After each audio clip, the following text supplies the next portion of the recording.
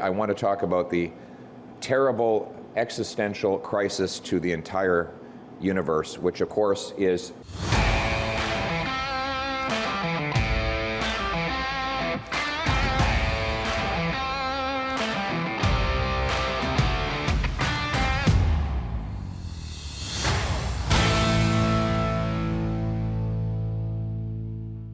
Welcome back to Northern Perspective, everyone. I'm Cypher. And I'm Fox. Move over, you dirty oil heaters and nasty polluting cars. There's a new king of the carbon crisis in town. It is far too sinister and evil to speak aloud, so we will have to defer to the man who has the courage to talk about it, for which we do not speak. I want to talk about the terrible existential crisis to the entire universe, which of course is pizza ovens. What? I know that Prime Minister Trudeau and his federal agency have launched an outright crusade against pizza ovens. They started in Montreal, but we know that they will get out here to Vancouver. So Vancouverites who are locked in their homes and terrified of pizza ovens should be at ease that Justin Trudeau will come to your rescue. Don't worry about your 100% rent increase or the fact that you can't feed yourself. Justin Trudeau is spending your money going after pizza ovens here and everywhere, and he will not stop until this crisis is resolved. Yes, we are of course talking about pizza ovens and other wood-burning stoves too. Now let's turn to the Montreal Gazette, who originally broke the story. Federal agency sizing up air pollution from bagel shops and pizzerias. As Montreal area politicians stall on the issue, a federally run agency is considering forcing wood-burning businesses to report emissions. The Federal Environment Ministry is looking into whether some restaurants and bakeries that cook food in wood-fired ovens should be reporting their total air pollution emissions to the National Pollutant Release Inventory each year, or NPRI. The NPRI is a federally legislated, publicly accessible inventory of pollutants that industrial, commercial, and institutional facilities release into air, water, and on land. All owners and operators of facilities that meet certain requirements must send annual reports detailing their facility's total pollution releases each year to the NPRI, which reports to the Minister of Environment and Climate Change. Quote, the NPRI program has recently undertaken compliance promotion activities targeting some wood-fired ovens such as pizzerias and bagel shops across Canada, including Montreal, end quote. Cecilia Parsons, a spokesperson for Environment and Climate Change Canada, told the Gazette in a written statement. There are about 100 commercial outlets on the island of Montreal that still cook food, bagels, pizza, grilled chicken, for example, in wood-fired ovens or over charcoal grills.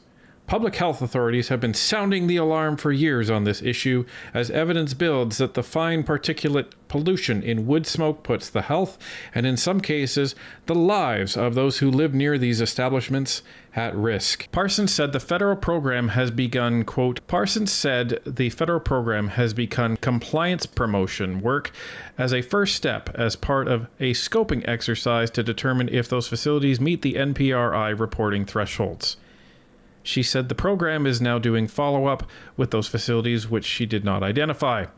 The NPRI does not set emissions limits, but it can fine companies that meet the reporting requirements and fail to report on time, or submit false or misleading information. Parsons noted that regulating the use of wood-burning appliances has typically been undertaken by provinces and territories, although some provinces and municipalities have set limits on polluting emissions from new wood-burning appliances for homes. Some cities, including Montreal, have passed bylaws that outlaw residential wood burning in appliances that don't meet current emission standards. A study released by the federal government last year found that home firewood burning contributed to an estimated 2,300 premature deaths across Canada. The administration of Montreal Mayor Valérie Plante signaled back in 2018 that the era of tolerating excessive air pollution from wood burning businesses was coming to an end. But the city has since stalled on taking action and has now bunted the regulation of commercial wood burners over to the Montreal metropolitan community MMC Council. In 2020, the MMC's Standing Committee on Environment and Ecological Transition was given a mandate to hold public hearings on a proposed bylaw to regulate these businesses. Those hearings were postponed due to the pandemic, but a proposed bylaw is expected to be submitted to the MMC early in 2024. Its committee will then evaluate the need for public consultations on it, a member of Montreal's executive committee told the Gazette recently. Meanwhile, those advocating for a ban on wood burning in densely populated neighborhoods welcome the news that the Federal Pollution Inventory is stepping in to put some pressure on polluters to clean up their act. Quote, "We are extremely pleased to hear that the federal government has taken an important step with regards to wood-fired restaurants and bakeries to ensure they comply with the same rules followed by other pollution emitters," end quote, said Daniel Vizina, Director General for a Montreal-based group called Families for Clean Air. Quote, "Data has shown that this is a very important source of pollution locally for many neighborhoods. We welcome their efforts to potentially include those emissions in the National Pollutant Release Inventory, which would help scientists across Canada to better understand the health impacts and influence policy decisions." Clearly, this is an important issue for the federal government to be focusing on. Because pizza ovens and wood burning and fire burned stoves that these restaurants use is more important than, say, this. Section 14 yet? That's hot. You have thousands of hectares and acres of forest that burn because our federal government doesn't have a forestry management program that works. But, let's go after businesses that burn wood for food. Well, and there's a quote in the article that just makes me really upset.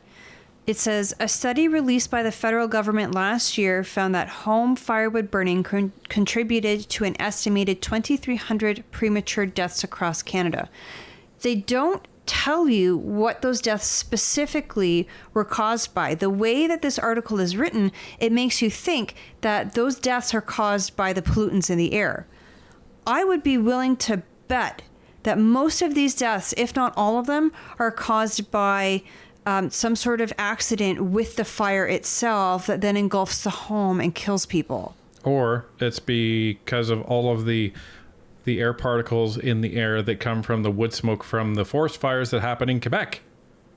If they're talking about those types of deaths. But here's the problem.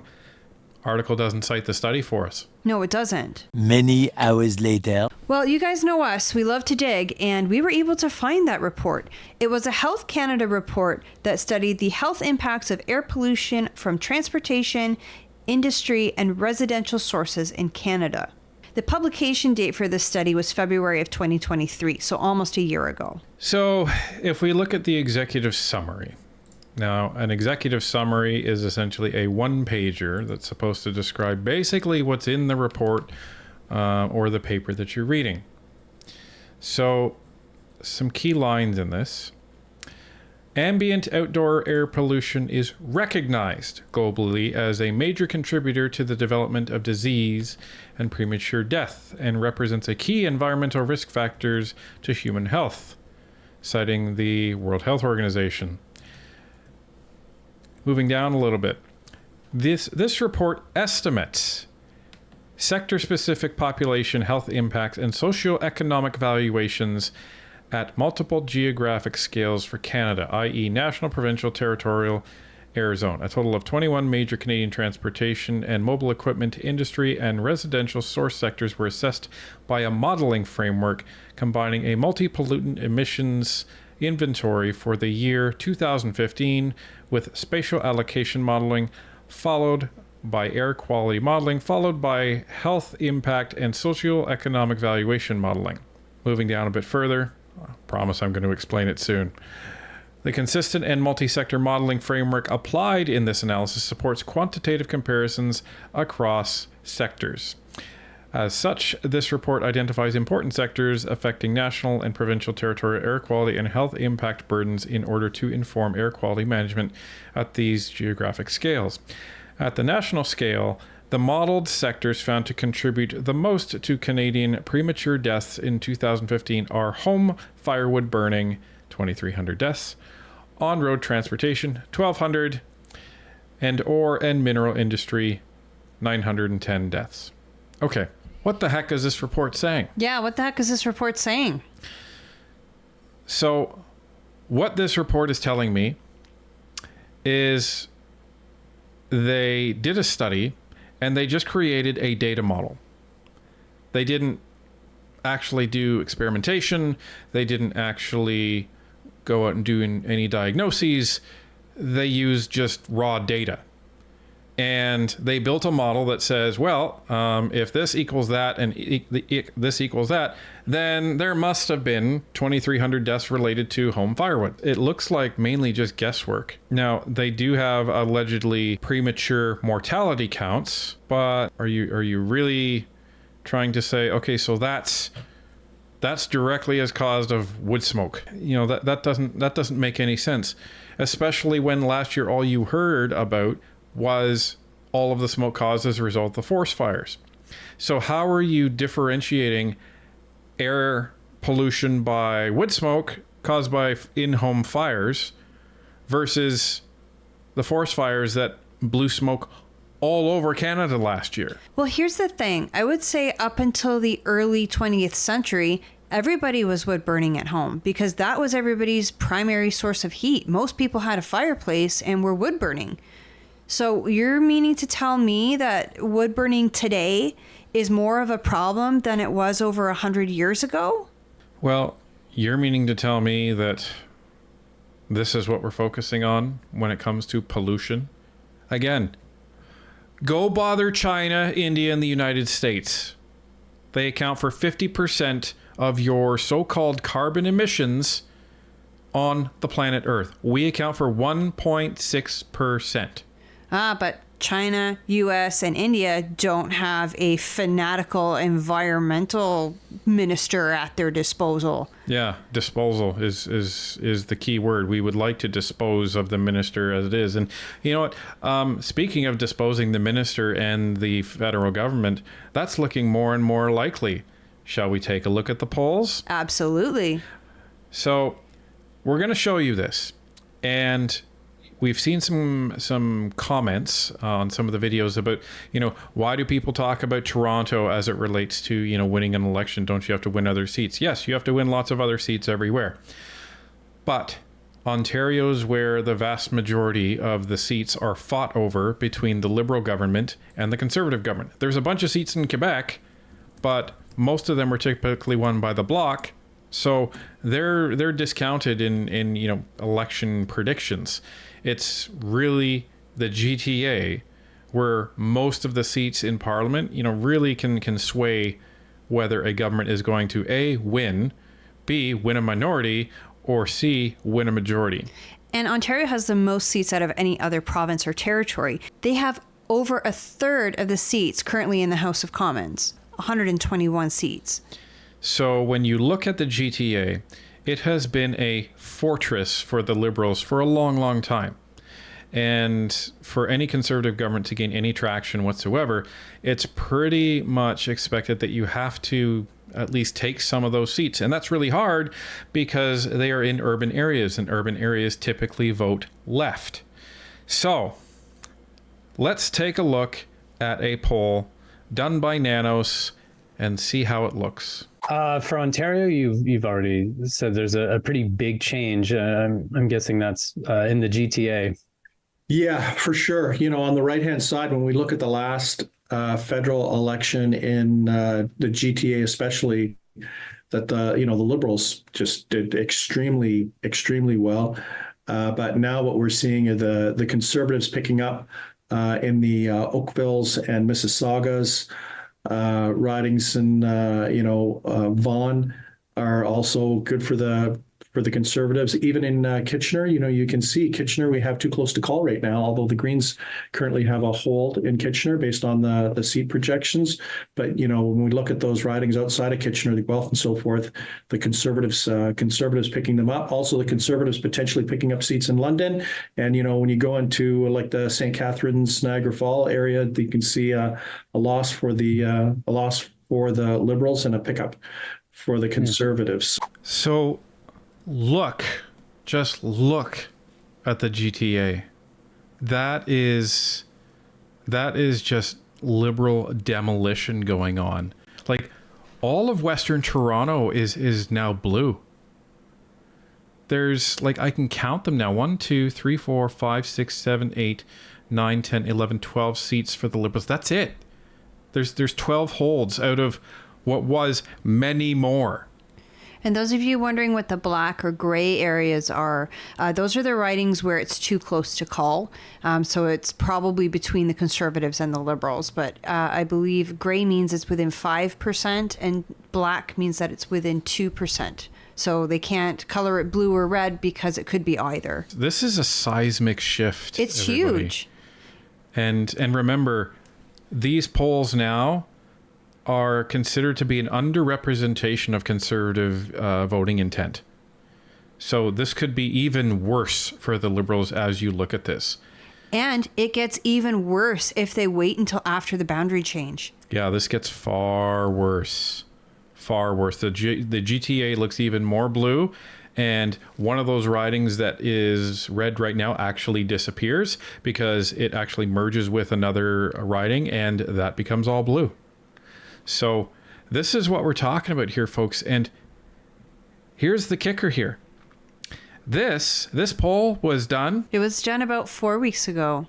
So before the announcement yesterday about the Emergencies Act ruling, before the recent ArriveCAN stuff has come out, before the public inquiry is about to come out, before the Liberals are about to be absolutely lambasted this spring.